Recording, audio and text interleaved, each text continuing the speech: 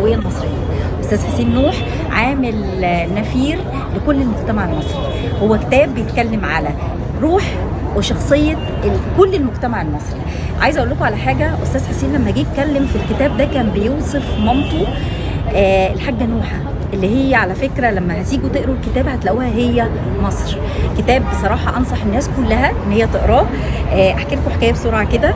انا استاذي اداني شرف ان انا اقرا الكتاب ده قبل ما يصدر، فبعتهولي يوم الساعه 12 بالليل، فقال لي عندك 10 ايام اقري وقولي لي رايك ايه.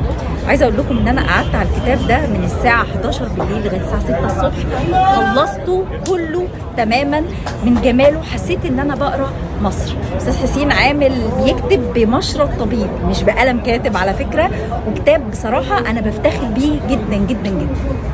لو قعدت اتكلم على فكره هقعد اتكلم 10 سنين قدام.